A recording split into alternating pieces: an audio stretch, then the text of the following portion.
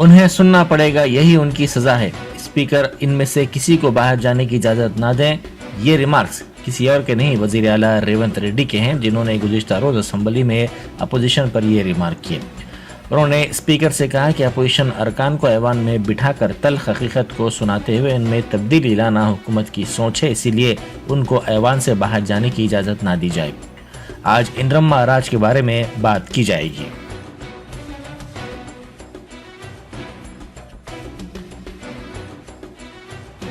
లేదు మనం అట్లేం లేదు. వాళ్ళు వినాల్సిందే, వాళ్ళకి ఇదే శిక్ష.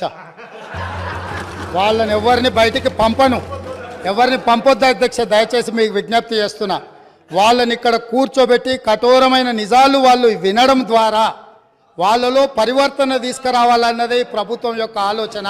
కాబట్టి వారిని ఎవరిని కూడా సభలో నుంచి బయటికి పంపించొద్దు అధ్యక్ష. అందుకే ఈరోజు ఇందిరమ్మ రాజ్యం గురించి పదే పదే మాట్లాడుతున్నాం. डिप्टी चीफ मिनिस्टर मल्लू भट्टी विक्रमार्का ने प्रजा भवन में दावत का एहतमाम किया। इस दावत में वजीर आला रेवंत रेड्डी के अलावा स्पीकर गड्डम प्रसाद, वज़रा उत्तम कुमार रेड्डी, श्रीधर बाबू, पूनम प्रभाकर, सीतक्का, कांग्रेस के रुकन राज्यसभा जयराम रमेश, सीपीआई के रियासती सेक्रेटरी सांबा सिवाराव और दूसरों ने शिरकत की। मल्लू भट्टी विक्रमार्का ने इन तमाम मेहमानों का इस्तकबाल किया।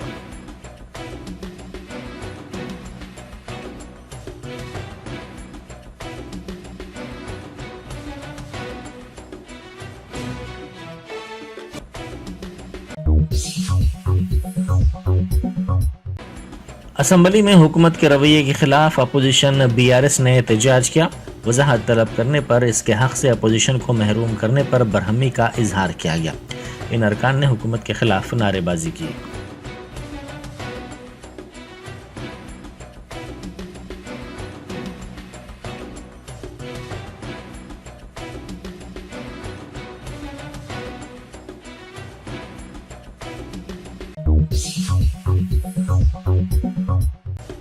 बीआरएस की एमएलसी कविता ने गवर्नर के खुतबे में इस्तेमाल सख्त अल्फाज की कौंसिल में निशानदेही करते हुए उनको हज़फ करने का मुतालबा किया।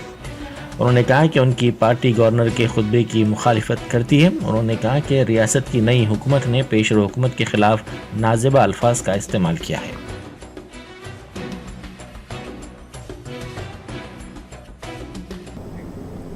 ప్రభుత్వాలుగా నిర్బంధ ప్రభుత్వాలుగా రకరకాలుగా దూషించేటటువంటి ప్రయత్నం గవర్నర్ ప్రసంగంలో జరిగింది. దానికి అందరం కూడా అభ్యంతరం తీసుకున్నాం. మరి అందుకే ఇవాళ శాసన మండలిలో గవర్నర్ ప్రసంగానికి ఒక అమెండ్మెంట్ కూడా ఇచ్చి మరి ఆ పదాలు తొలగించాలని కోరడం జరిగింది. ఎందుకంటే అది గవర్నమెంట్ని నిర్వచించేటటువంటి క్రమంలో తెలంగాణ ప్రజల యొక్క మ్యాండేట్ని అవమానపరిచినట్టుగా ఉంది కాబట్టి ఆ అమెండ్మెంట్ని ఇవ్వడం జరిగింది. కానీ ప్రభుత్వం తొలి రోజు కాబట్టి పరిపాలన ఇప్పుడే వారు చేపడతా ఉన్నారు కాబట్టి ప్రభుత్వం యొక్క రిక్వెస్ట్ మేరకు వారు చేసినటువంటి అభ్యర్థన మేరకు బీఆర్ఎస్ పార్టీదే మండలిలో మెజారిటీ ఉంది. మేము గట్టిగా అనుకుంటే ఓటింగ్లో అమెండ్మెంట్ తీసుకొని రావచ్చు కౌన్సిల్లో.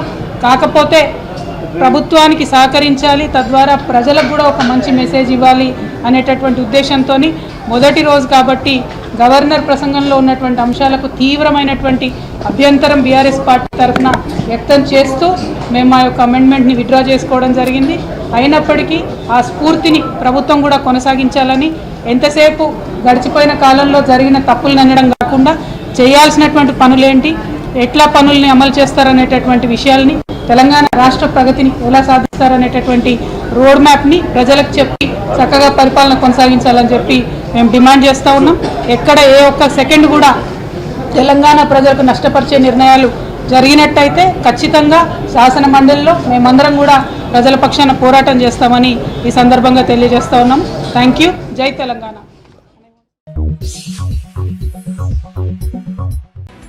बीआरएस की रुकन काउंसिल कविता ने ऐवान में कहा कि मेडीगड्ढा और अन्नारम बैरेज में बहुत बुरा होने से मुताल्लिक दावे हुक्मरान जमात की जानिब से किए जा रहे हैं। उन्होंने कहा कि हुकूमत अब कांग्रेस के पास है, तकनीकी माहिरीन ने ये काम किया है।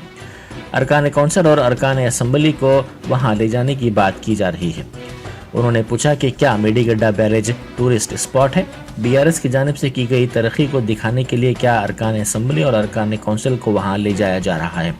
उन्होंने कहा कि अगर गलत हुआ है तो इसकी निशानदेही की जाए। इसके लिए साबिक हुकूमत नहीं, माहिरीन जिम्मेदार हैं। माहिरीन की कमेटी तश्कील दी जाए, जो भी सज़ा होगी इस पर वो सज़ा के मुस्तहिक अफराद को दी जानी चाहिए। इस पर वज़ीर आला ने कहा कि बाज़ अरकान को शुबहात हैं। हुकूमत शफाफ तरीके से गैर जानिबदाराना तौर पर जांच के अहकाम देगी। इसके लिए वो अरकान को वहाँ ले जाना चाहते थे।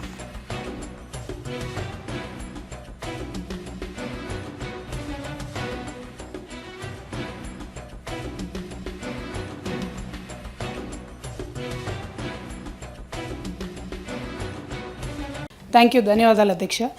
గౌరవ ముఖ్యమంత్రి వర్యులు పదే పదే చెప్పిందే చెప్తూ మేడిగడ్డలో కానీ అన్నారంలో కానీ చాలా ఘోరాలు జరిగిపోయినాయని చెప్తా ఉన్నారు అధ్యక్ష. వారి చేతిలో ప్రభుత్వం ఉన్నది. టెక్నికల్గా నిపుణులు చేయాల్సినటువంటి పని ఎమ్మెల్సీలను తీసుకుపోవడం, ఎమ్మెల్యేలను తీసుకుపోవడం అదే టూరిస్ట్ స్పాట్ కాదు కదా సార్. మేము చేసినటువంటి ప్రగతిని చూపించడానికి ఖచ్చితంగా తీసుకెళ్ళాం. ఇవాళ తప్పు జరిగితే తప్పు నిర్ధారించాల్సింది మనం కాదు, నిపుణుల ఆధ్వర్యంలో కమిటీలు వేయండి, ఖచ్చితంగా నిర్ధారించండి. ఏ పరీక్షకైనా సిద్ధంగా ఉంటాం, అందులో ఎటువంటి అనుమానం లేదు. Thank you. वज़ीर आज़म नरेंद्र मोदी ने असरी सूरत एयरपोर्ट की टर्मिनल बिल्डिंग का इफ्तिताह किया। ज़राए के मुताबिक इस इफ्तिताह के बाद हवाबाजी के इंफ्रास्ट्रक्चर में तरक्की को यकीनी बनाया गया है। नया टर्मिनल असरी सहूलियात से आरास्ता है, जो मुसाफिरीन के आरामदेह हवाई सफ़र को यकीनी बनाने के लिए हुकूमत हिंद के पाबंद अहद होने का इजहार है।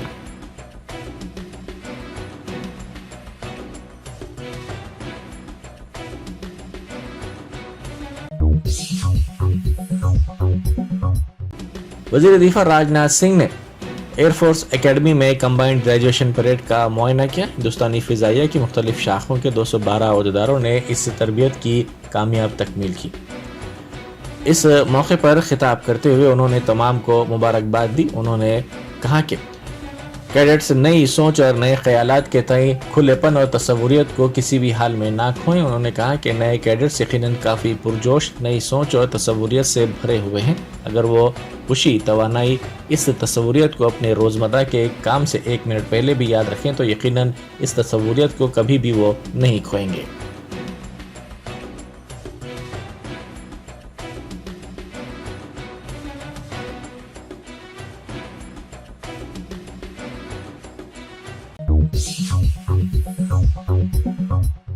बीएसपी सरबराह आरएस प्रवीण कुमार ने कोमरम भीम आसिफाबाद में गरीब दलितों के मकानात को मुनज़्ज़म करने के वाक़े की मजम्मत की। उन्होंने इस सिलसिले में वज़ीर आला रेवंत रेड्डी को ट्वीट किया। उन्होंने जोर देते हुए कहा कि इस वाक़े के जिम्मेदार अहदेदारों के खिलाफ सख्त कार्रवाई की जानी चाहिए।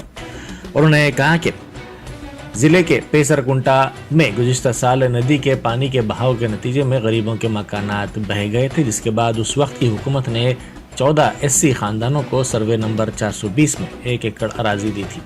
इस अराजी पर मकानात की तामीर की गई, ताहम रेवेन्यू के अहदेदारों ने पंचायत राज के सेक्रेटरी के साथ मिलकर इन अफराद को किसी भी किस्म की नोटिस दिए बगैर इन मकानात को बुलडोज़र के जरिए मुनहदम करने की मज़मूम हरकत की है।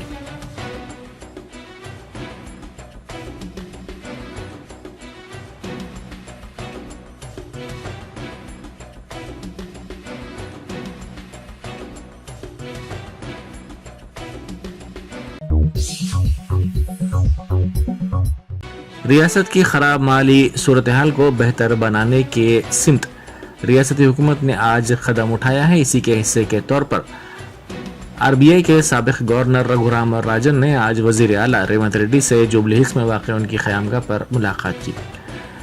ये मुलाकात एक ऐसे वक्त की गई है जब रियासत की माली सूरत हाल दिन ब दिन अबतर होती जा रही है। रघुराम राजन ने अपने तजुर्बात से वज़ीर आला को वाकिफ़ करवाया। इस मुलाकात में रियासत की मौजूदा माशी सूरत हाल और रियासत की माशी तरक्की के लिए इख्तियार की जाने वाली हिकमत अमली के सिलसिले में भी तबादला ख्याल किया गया।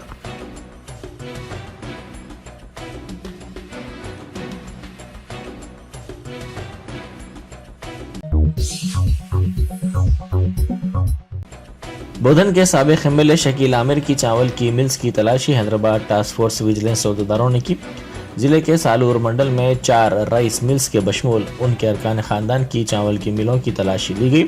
शकील आमिर की मिल्स में 70 करोड़ रुपए के धान की जब्ती की भी इत्तलात मौसूल हुई है।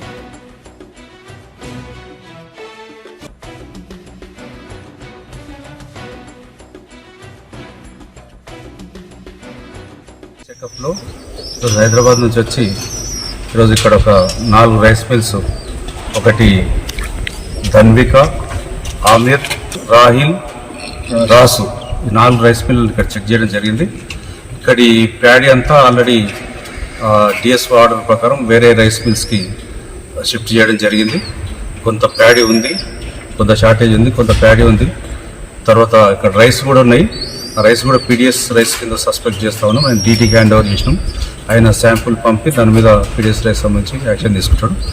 తర్వాత దీని ఆర్కమ్కు పంపినామని చెప్తా ఉన్నాం. ఇక్కడ ఆర్కమ్ ఆల్రెడీ పారిపోయి ఉన్నాడు. ఆర్కంలో ఇంతకుముందు ఒకసారి మేము చూసినప్పుడు అక్కడ ప్యాడీ లేదు. ఆర్కమ్కు ఏదైతే ప్యాడ్ ఇచ్చారో వాళ్ళు ఆల్రెడీ అమ్ముకున్నట్టున్నది, వాడు పారిపోయినాడు. దాని మీద కాంప్లీట్ ఇవ్వమని డీటీకి కూడా చెప్పాను. ఈరోజు కాంప్లీట్ ఇస్తున్నాడు దాని మీద.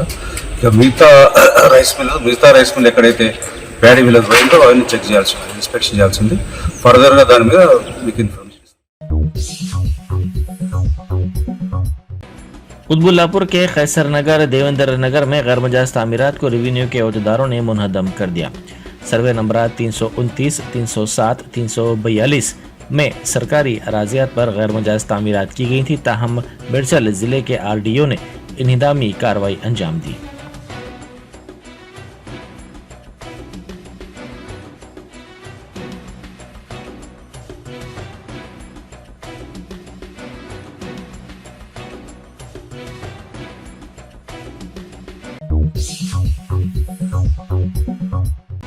मसाइल की यकसुई ना करने पर जूनियर डॉक्टर्स के बशमूल सीनियर रेसिडेंट डॉक्टर्स ने हड़ताल का इंतबा दिया है। इस सिलसिले में नोटिस भी दे दी गई है। ये हड़ताल स्टाइफंड की अदम अदायगी पर 19 दिसंबर से की जाएगी।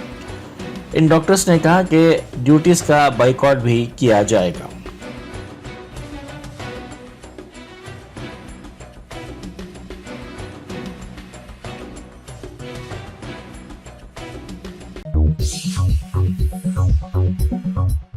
पकवान के दौरान सिलेंडर के फट पड़ने के नतीजे में जिंदा झुलस कर एक खातून हलाक हो गई और मकान को आग लग गया।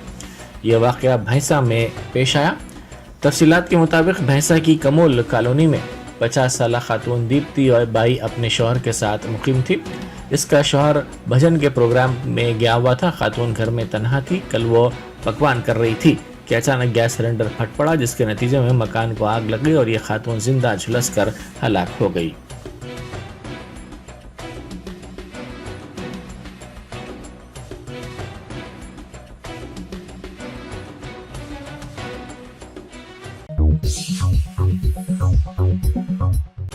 एलबी नगर में 2 कारों में तसादुम का वाकया पेश आया, जिसमें एक शख्स हलाक हो गया। हादसा इतना शदीद था कि दोनों कारों को शदीद तौर पर नुकसान पहुंचा। इस हादसे में 3 अफराद जख्मी हो गए। महलूक की शिनाख्त संदीप के तौर पर की गई है। इत्तला मिलते ही पुलिस वहां पहुंची। पुलिस ने वहां पहुंचकर सूरत हाल का जायजा लिया और नाश को पोस्टमार्टम के लिए भेज दिया गया, जबकि जख्मियों को इलाज के लिए दवाखाना मुंतकिल कर दिया गया।